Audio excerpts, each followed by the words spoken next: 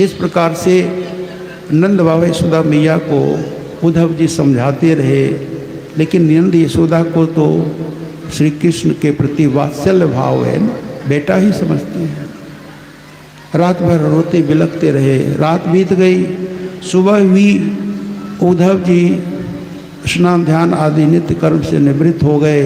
बाहर आए, रथ के पास खड़े थे दरवाजे पर, और सुबह सुबह ब्रज की गोपियों ने देखा कि रत्न जड़ित स्वर्णिम रथ खड़ा है। तो गोपियों ने सोचा कि श्याम सुंदर ही आए होंगे मथुरा से, और कौन आएगा इस रथ में बैठ करके। दौड़ के गई, दूर से लग रहा था कि श्री कृष्ण ही खड़े हैं। नज़दीक गई तो पता चला श्री कृष्ण नहीं है, श्री कृष्ण की वेशभूषा में कोई और पुरुष है, पता नहीं है कौन। स्त्रियां कानाफूसी आपस में करने लगती हैं, ये है कौन, जरा पूछो तो सही। और तब उद्धव जी खुद आगे बढ़ के परिचय देते हैं। कहा उद्धव ने जब बढ़कर कि मथुरा से मैं आया हूँ, सुनाता हूँ संदेशा श्याम का जो साथ लाया हूँ। गोपियों ने कहा अच्छा ये हमारे श्याम सुंदर के सखा हैं, तो फिर क्या संकोच है। गोपियों ने हाथ पकड़ा, खींच करके ले गए एकांत में। एकांत में जा कर के बिठाया और पूछने लगी क्या संदेशा लेकर के आए हो, श्याम सुंदर कब आएंगे, क्या कहा उन्होंने। दूसरी गोपी कहने लगी भूल जाओ, अब वो आने वाले नहीं, अब क्यों आएंगे, अब उन्हें हम लोगों से क्या काम है। अब तूने मथुरा की स्त्रियों से प्रेम करना है, मथुरा की स्त्रियां सुंदर होती हैं, पढ़ी लिखी हुई हैं, हम तो गांव की गवारन हैं, अब क्यों आएंगे। अरे काम बन गया, अब यहाँ क्या करें। देखो जो विद्यार्थी विद्या अध्ययन कर लेता है, अब गुरु को गुरु दक्षिणा दे करके अपने घर आ जाता है कि गुरु के घर में रहता है, अपने घर वापस जाता है। ब्राह्मण जब किसी यजमान के जाता है, पूजा पाठ यज्ञ कराता है और भोजन करता है, दक्षिणा ले लेता है, तो फिर यजमान के घर रहता है कि पंडित जी अपने घर जाते हैं। जिस वृक्ष में फल नहीं रहता खाने को, पक्षी उस वृक्ष पर रहता है कि दूसरे वृक्ष पर चला जाता है। और जिस वन में आग लग जाती है, पशु पक्षी उस वन को छोड़ करके दूसरे वन में चले जाते हैं ना। ऐसे ही श्याम सुंदर तो स्वार्थी है ना, अब यहाँ क्यों आए, हम लोगों से क्या लेना देना। अब इस प्रकार से गोपियाँ चर्चा कर रही हैं। इतने में क्या होता है कि एक भौरा आता है और एक गोपी के चरणों के इर्द गिर्द चक्कर काटता है, इसको बोलते हैं भ्रमर गीत। और एक गोपी मना राधा जी।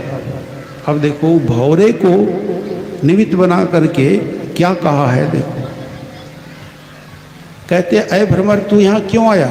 अब क्यों तू अपने स्वामी के गीत गा रहा है, क्यों इतनी प्रशंसा कर रहा है, हमें नहीं सुनना है, कुछ नहीं सुनना है। अरे जैसे हिरनियाँ फंस जाती है ना, बंसी की ध्वनि सुन करके फंस जाती हैं, ऐसे हमारी दशा हुई है, अब हमें नहीं फंसना है। जाओ जाओ जाओ, किसी और को सुनाओ, मैं नहीं सुनना। जैसे तुम ठग हो, ऐसे वो भी ठग है, लंपट है। जैसे तुम काले हो, ऐसे तुम्हारे स्वामी भी तो काले हैं ना। भौरा काला तो कृष्ण भी काले। और बात यह है कि कृष्ण काले नहीं है, उद्धव जी भी काले हैं, क्योंकि उनके चचेरे भाई। तो उद्धव जी का रंग भी श्याम सुंदर से मिलता जुलता है, इसलिए भौरे के बहाने तो उद्धव जी को सुना रहे हैं, उद्धव जी को सुना रही है ना। जैसे तुम हो काले, ऐसे तुम्हारे स्वामी भी काले हैं। जैसे तुम किसी एक फूल से, एक कली से प्यार नहीं करते, अनेकों कलियों फूलों का रस चूसते हो, ऐसे तुम्हारे स्वामी श्याम सुंदर भी तो करते हैं ना, एक नहीं अनेकों स्त्रियों से प्यार करते हैं। इस प्रकार से कहा। तो मानो भौरे ने कहा कि तुम हमारे स्वामी को क्यों बदनाम करती हो, उन्होंने तो कभी किसी को ठगा नहीं, किसी को नहीं ठगा। तो गोपियाँ कहती है देखो इस जन्म की काली करतूतों का तो हमें अच्छी तरह पता है, लेकिन पिछले जन्म की काली करतूतों को भी हम जानती हैं। देखो एक बार वामन बने, है ना, वामन बने ना, और बलि ने कितना सत्कार किया, कितनी पूजा की, और फिर मीठी मीठी बातों में उनको मोह लिया और दो ही पग में सब कुछ ले लिया, रहने के लिए सुतल्लोक भेज दिया। कैसे कहते कि वो ठग नहीं।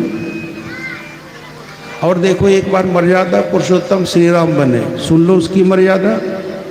शूर्पणखा आई थी रावण की बहन विवाह करने की इच्छा से, अरे विवाह नहीं करना था, मना कर देते, लेकिन लक्ष्मण के द्वारा नाक कान कटवा लिया ना, यही मर्यादा है।